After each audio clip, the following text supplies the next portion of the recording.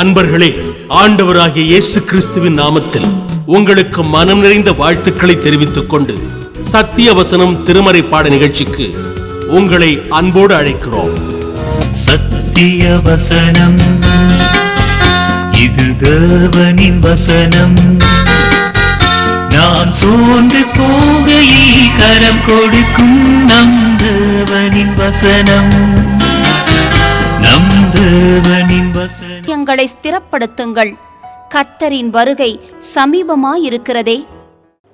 இயேசு கிறிஸ்துவின் இனிய நாமத்தில் சத்தியவசனம் நேயர்களுக்கு என் அன்பின் வாழ்த்துக்கள். கிறிஸ்தவ ஜீவியத்திலே எப்படி முதிர்ச்சியை அடைவது, முதிர்ச்சி அடைந்தவர்களாய் வாழ்வது என்பதை குறித்து தியானித்து வருகிறோம். கடந்த வாரத்திலும் நாம் தாழ்மை என்பது முதிர்ச்சியின் அடையாளம், அது தேவனுக்கு பிரியமானது. பெருமை என்பது பிசாசின் அடையாளம். தேவன் பெருமையுள்ளவர்களுக்கு எதிர்த்து நிற்கிறார், தாழ்மை உள்ளவர்களுக்கு கிருபை அளிக்கிறார் என்பதை நாம் தியானித்தோம். தாழ்மையை அவர் போதித்தது மட்டுமல்ல, தன்னுடைய வாழ்க்கையிலும் அவர் வாழ்ந்து காட்டினார். அவர் சீஷர்களின் கால்களை கழுவி சீலையினால் துடைத்தார். ஒருவருடைய கால்களை நீங்கள் துடைக்க வேண்டுமென்றால் எப்படி துடைக்க முடியும்? ஒரு கையால் அவருடைய காலை பிடித்து அடுத்த கையால் துண்டை வைத்து துடைக்காமல் நீங்கள் கால்களை துடைக்க முடியுமா? அப்படி என்றால் அவ்வளவு தூரம் அவர் ஒருவனுக்கு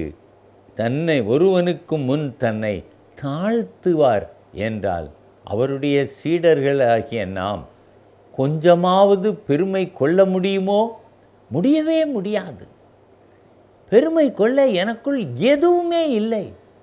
அந்த நிலை வரும்பொழுதுதான் நான் கிறிஸ்தவ ஜீவியத்தில் கொஞ்சமாவது முதிர்ச்சி அடைகிறேன் என்பது உண்மையாகும். உங்களுக்குள் உள்ளத்தில் கொஞ்சமாவது பெருமை இருக்கும் என்றால் நீங்கள் இன்னும் பிசாசின் பிள்ளைதான். இந்த 5ஆம் அதிகாரத்திலும் யாக்கோபு இன்னும் ஒரு காரியத்திலே நான் முதிர்ச்சி அடைய வேண்டும் என்று சொல்லுகிறார். முதலாவதாக அவர் சொல்லுகிற காரியம் என்னவென்றால், போன அதிகாரத்தின் தொடர்பு. உலக சிநேகம் தேவனுக்கு விரோதமான பகை.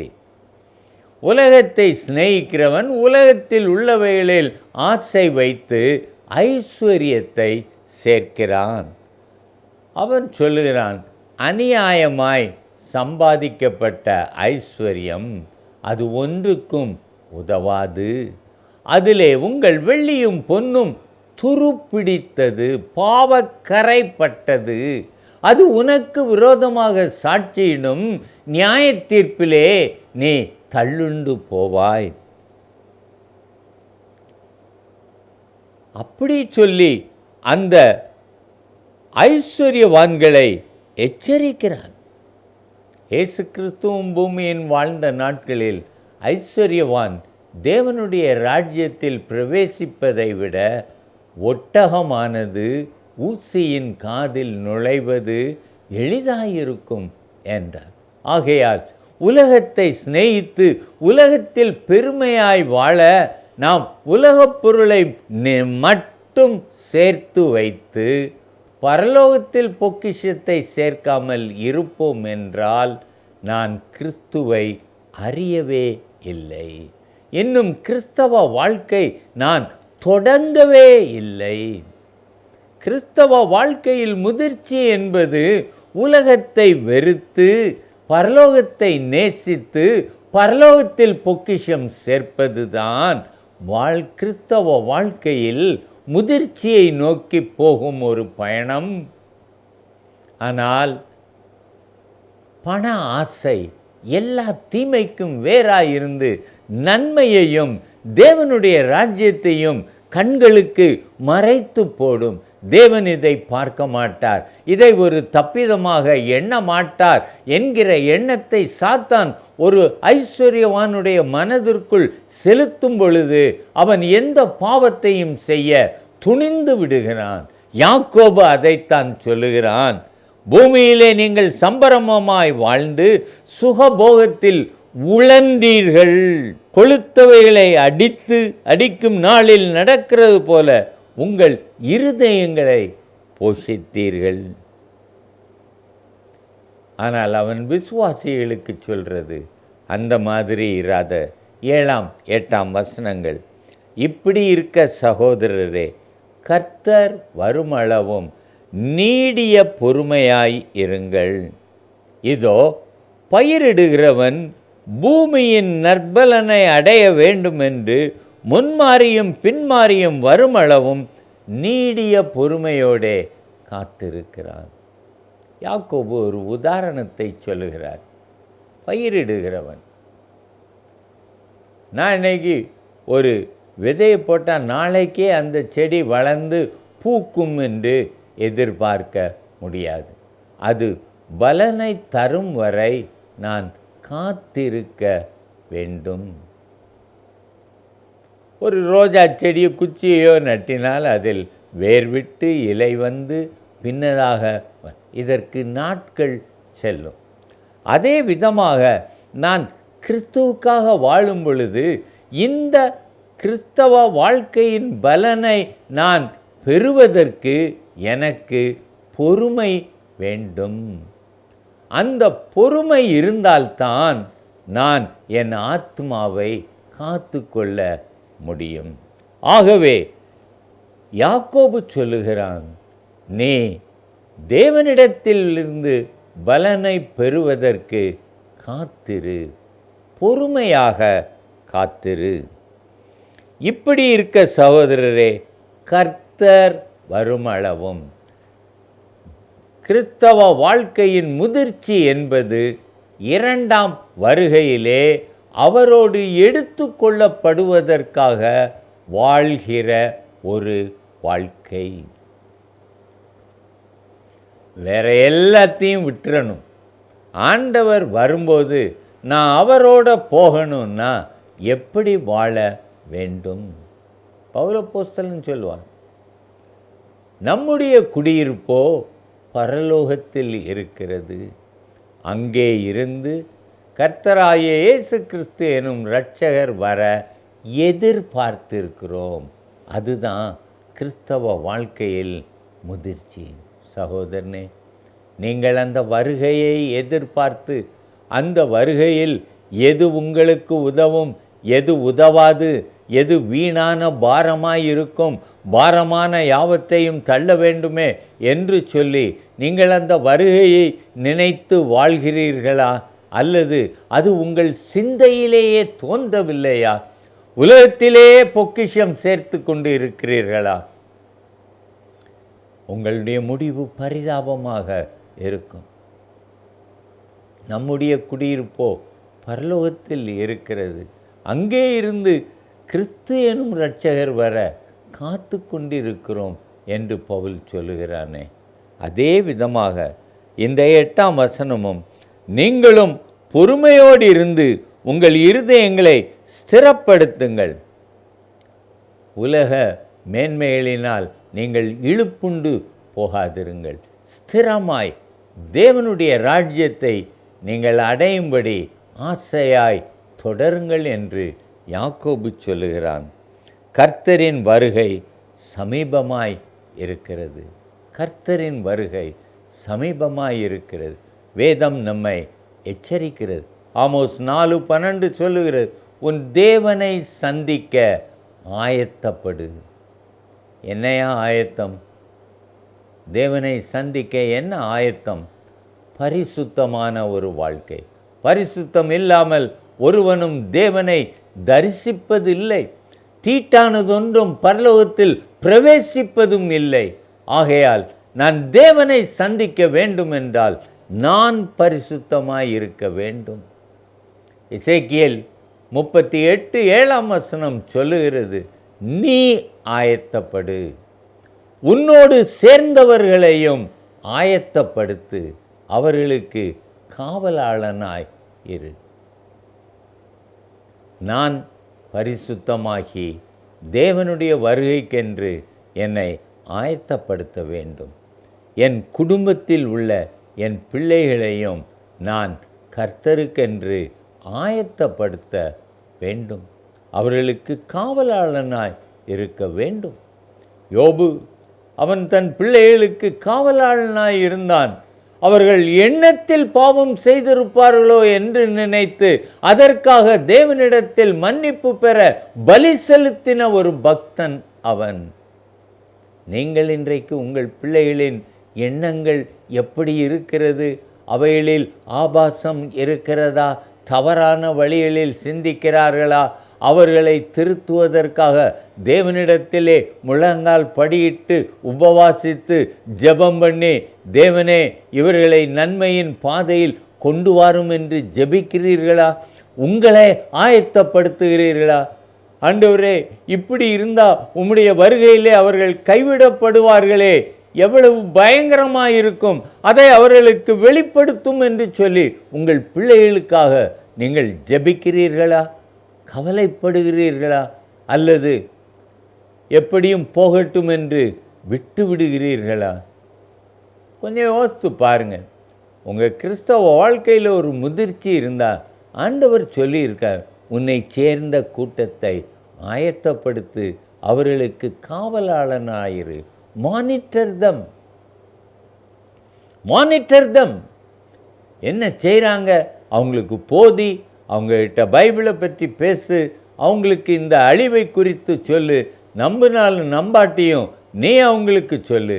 உன் பிள்ளையை நீ ஆதாயப்படுத்த வேண்டும் என்றால் நீ கண்டிப்பாக கஷ்டப்பட்டுத்தான் ஆக வேண்டும்.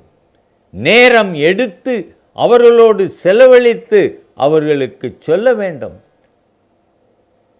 டீனேஜ் பிள்ளைகளோடு பேசுவது கடினம்தான். பெற்றோர் சொல்வதற்கு முற்றிலும் எதிர்த்து தான் நிற்பார்கள். ஆனால் அவர்களையும் நீ ஆதாயம் பண்ணாமல் நீ மட்டும் பரலோகத்திற்கு போவது உனக்கு சந்தோஷமாய் இருக்குமோ? ஆகையால் தான் யாக்கோபு சொல்லுகிறான், நீ முதிர்ச்சி அடைய வேண்டும் என்றால் நீ ஒரு காரியத்தை செய், கர்த்தருடைய வருகைக்கு ஆயத்தமாயிரு. ஆண்டவர் மத்தேயு சுவிசேஷம், மார்க்கு, லூக்கா, இந்த 3 சுவிசேஷங்களிலும் மத்தேயு 24, லூக்கா 21, மார்க்கு 13 அதிகாரங்களில் அவர் தம்முடைய வருகைக்கான அடையாளங்களை சொல்லிவிட்டு கடைசியிலே நீங்கள் மனுஷகுமாரன் வரும்பொழுது இவைகளுக்கு தப்பித்து பாத்திரவான்களாக நிற்க வேண்டும் என்றால் நீங்கள் விழித்திருந்து ஜெபம் பண்ணுங்கள். இந்த யாக்கோபு 5ஆம் அதிகாரத்தை வாசித்து பாருங்கள். 2 வார்த்தைகள் அடிக்கடி வரும். ஒன்று பொறுமை, இன்னொன்று ஜெபம். இந்த 2ற்கும் உள்ளது என்னவென்றால், ஜெபத்தில் நான் தேவனிடத்தில் கேட்பதை நான் பெற்றுக்கொள்ள பொறுமை வேண்டும். என் பிள்ளைகளிடத்திலே நான் தேவனுடைய வார்த்தைகளை சொல்லி அவர்களை எச்சரித்திருக்க அந்த வசனம் பலன் தருவதற்கு நான் காத்திருக்க வேண்டும். நான் பொறுமையோடு இருக்க வேண்டும். அதைத்தான் அங்கே சொல்லுகிறான். உங்களில் ஒருவன் துன்பப்பட்டால் ஜெபம் பண்ண கடவன். உன்னால் காரியத்தை மாற்ற முடியாது. உன்னால் உன் பிள்ளைகள் மனசை மாற்ற முடியாது. மாற்றக்கூடியவர் தேவன் ஒருவரே. அவரிடத்தில் நீ ஜெபம் பண்ணு. அவரிடத்தில் நீ ஜெபம் பண்ணு. ஜெபம் பண்ணி அவர் மாற்றும் வரை பொறுமையாய் காத்திரு. ஜார்ஜ் முல்லர் ஒரு விசுவாச வீரன். 2000 பிள்ளைகளுக்காக அனாதை பிள்ளைகளை பாதுகாத்தவர். ஒரு நாள் கூட ஒருவன் இடத்திலும் என் பிள்ளைகளுக்கு சாப்பாட்டிற்கு இதை தா என்று கேட்டதில்லை. தேவனை தவிர ஒருவரிடத்திலும் அவர் கேட்டதில்லை. ஏதாவது வேண்டுமென்றால் அறைக்குள் சென்று மூடிக்கொண்டு முழங்காலில் நிற்பார். தன் பிள்ளைகளுக்கு தேவையானது கிடைக்கும் வரை எழும்ப மாட்டார். அப்படிப்பட்ட விசுவாச வீரன். அவர் சொல்லுவார், பிளேட்டை எடுத்து டேபிளில் வையுங்க, ஆகாரம் வருகிறது. எங்கேருந்து வரும்னு அவருக்கும் தெரியாது. ஆனால் தேவன் அவருடைய விசுவாசத்தை கனம் பண்ணி எங்கே இருந்தோ அனுப்புவார்.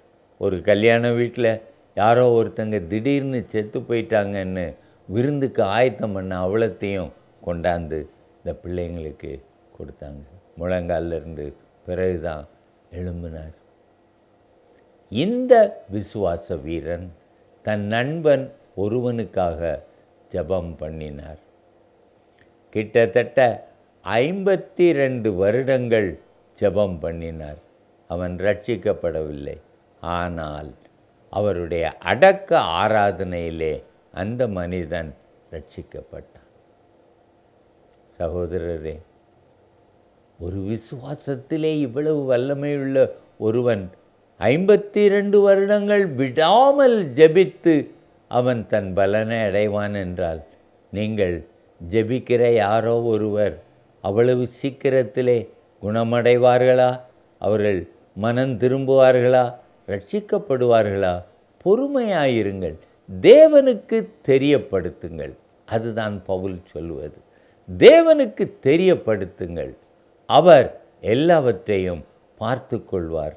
நீங்கள் விசுவாசத்தோடு இருங்கள். அதுதான் முதிர்ச்சி. சகோதரனே, நீ உன் பிள்ளைகளுக்காக ஜெபி, உன் சபையின் ஒழுங்கீனங்களுக்காக தேவனிடத்திலே ஜெபி. ஒருவரிடமும் ஒன்றும் பேச வேண்டாம், நம்பிக்கையோடே காத்திரு.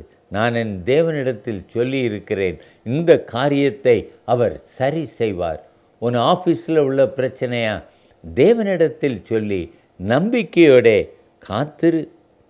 சொல்லுகிறான், நீங்கள் சொஸ்தம் அடையும்படிக்கு உங்கள் குற்றங்களை ஒருவருக்கொருவர் அறிக்கையிட்டு ஒருவருக்காக ஒருவர் ஜெபம் பண்ணுங்கள்.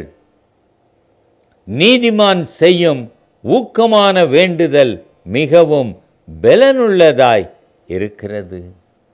ஆகையால் விசுவாசத்தோடு நம்பிக்கையோடு ஜெபத்திலே பொறுமையாய் தரித்திருங்கள். தப்பிப்போன மார்க்கத்தினின்று பாவியை திருப்புகிறவன் ஒரு ஆத்துமாவை மரணத்தினின்று ரட்சித்து திரளான பாவங்களை மூடுவான் என்று அறியுங்கள். ஆகையால் கிறிஸ்தவ வாழ்க்கையில் முதிர்ச்சி என்பது பொறுமையோடே ஜெபிப்பது, கர்த்தரின் வருகைக்கென்று ஆயத்தமாய் இருப்பது. இந்த காரியத்தை நீங்கள் செய்வீர்களா? கிறிஸ்து வருவது நிச்சயம், அவர் நியாயம் தீர்ப்பதும் நிச்சயம்.